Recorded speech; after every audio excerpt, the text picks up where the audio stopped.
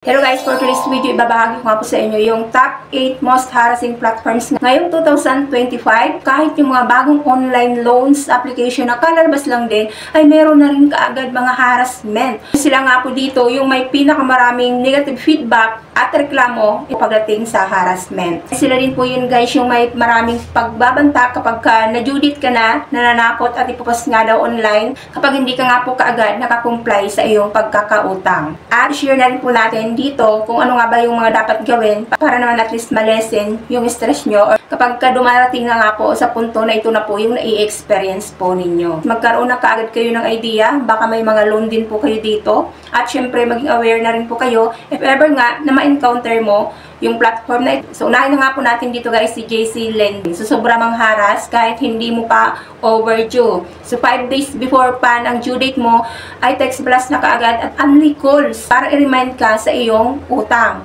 Nagmumura pa, nagbabanta, na ipopost sa FB page at pinagbabayad kahit hindi pa nga due date. Gamit ang iba-ibang cellphone number at nag-chat at nagko-comment din sa Facebook na may kasamang picture.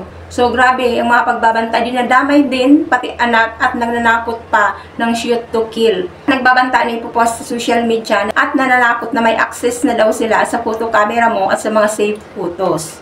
Second dito guys ay si KVCO. So garapal sa interest. May similarity po ito guys kay Cash Express dahil parang walang katapusan yung pagbabayad mo dito. Loan shark.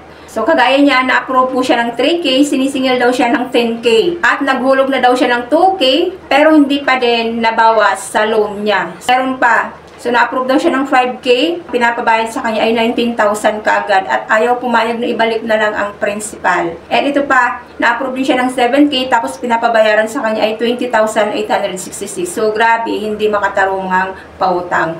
Dahil grabe po o sobra-sobra po yung interest nito at ang laki nga naman talaga ng ibabalik mo sa kanila if ever nga na ma-approve yung loan mo dito. Nag-offer din po ito ng installment basis. So bibigyan ka po dito ng mahabang installment hanggat sa maramdaman mo na lamang na ang laki na pala ng binabayad mo sa kanila. Pagka magtatry kayo dito ng manghiram ng pera kay KVCO, aralin nyo bago po kayo dito mag-confirm para hindi po kayo magsisi Perago or si Peramo. Grabe, sobra taas ng tubo. So sa 16,500 na na-approve ay 9,100 lang daw ang natanggap niya. At nag-extension pa, every 7 days ay hulugan ay 6,190. Grabe manakot at mangharas, bastos at walang manners ang mga ahente. So nagbayad daw po siya dito ng 4,800 pero hindi nabawas sa loan. So, scam daw ito si pera mo. Pagagawaan ka daw dito ng tarpaulin at padadalhan ng kabaong. So, grabe magmura kahit hindi pa due date panay na ang tawag. And sabi din dito ng isang borrower, kung gusto nyong hindi kayo mabaliw, huwag na subukan umutang dito kay pera mo. So, sobrang grabe yan sa harassment. Hindi mo pa due date, tatad ka na kaagad ng call at text. RT credit. So, grabe, laki ng interest, panay tawag at pagbabanta, pati sa WhatsApp. So, nag-approve siya ng 8,000, na-receive ay 6,000 lang at ibabalik within 7 days lang yung halagang 8,800. Ito rin isa, na-approve po siya ng 5,000 sa loob lamang ng 6 na araw. At na-overdue siya ng isang araw, 8K na agad ang ibabalik. 500 na kaagad yung nadagdag, isang araw lang na na-overdue siya. At nag-aalok na installment basis at kapag nagbayad ka na, hindi naman daw nagbabawas ang loan. Ay kalalabas lang din ito ni RT Credit. So bagong platform po ito.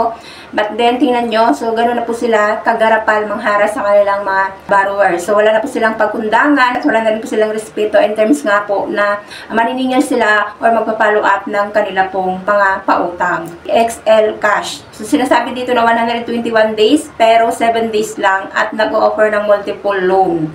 So loan shark, sobra taas ng interest at penalty. Sobra mangharas. So tinatawagan at tinetext mga contact references mo kahit hindi mo naman ginawang contact person. At tinatakot pati yung mga nasa contact list mo. So, bastos magbitaw ng mga salita, grabe magbanta kahit good payer naman at hindi mapakiusapan. So, pinagtitext at tinatakot pati mga contacts niya. Kagaya niya, na-approve siya ng 4,000. Ang na-receive ay 2,400 lang at 7 days to pay. So, 2 days before ng due date, nagbabanta na ipopost sa SUKMED, panay text at tawag na may death threat, grabe magmura at nananakot pati sa email.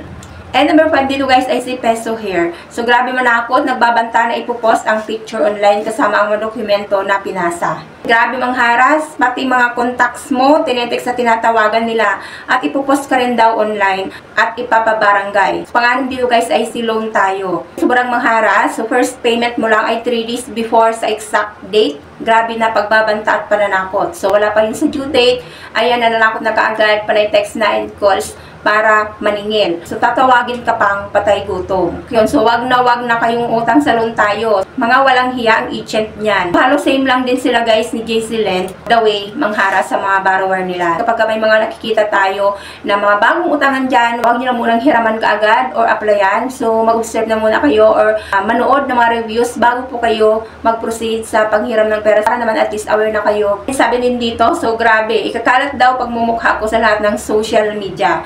So, padadalhan daw ako ng kabaong sa bahay at mawawalan daw ako ng mahal sa buhay. So, idadamay raw nila at ipopost raw ako, ilalagay raw nila na ako ay magnanakaw sa mall.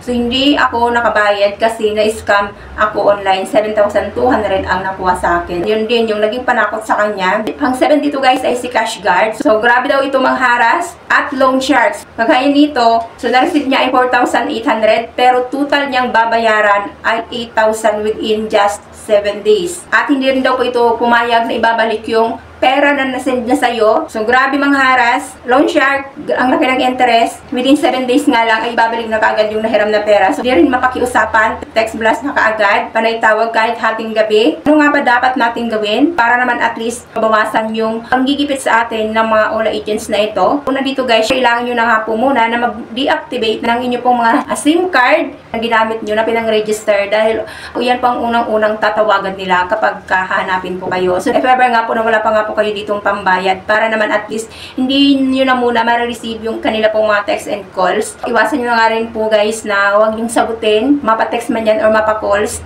para po hindi na po kayo nagkakaroon ng hindi magandang sagutan over the phone. Second guys dito, ay inform nyo na rin po yung inyo pong mga ginawang contact references. Ipaliwanag nyo na kaagad sa kanila na ginawa nyo silang contact references para po aware na po sila kung ano nga ba yung maisasagot nila if ever nga po natawagan po sila. And number 3 guys, hanggat maaari nga po ay ilock nyo na po muna inyo pong mga social media accounts. So like po ng Facebook, profile po ninyo. Dahil mostly naman po talaga, una-una po talaga nilang i-reach out po yan dyan kapag hindi na po kayo makontak sa mga number na binigay nyo. I-search po yung pangalan po ninyo via Facebook po yan.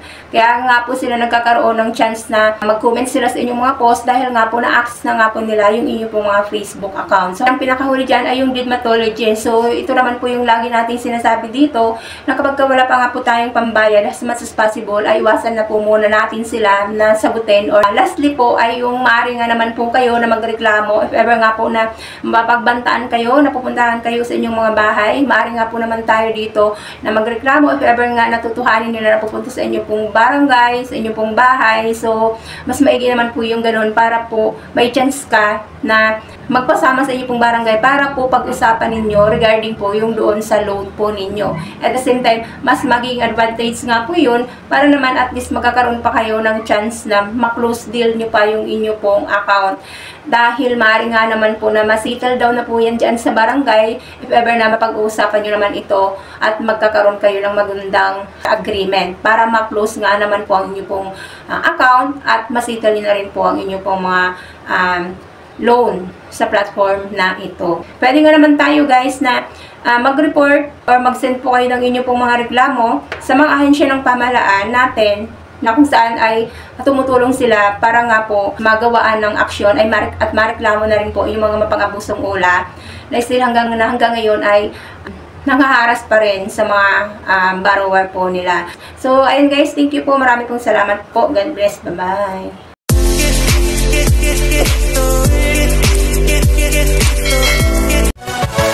Yeah.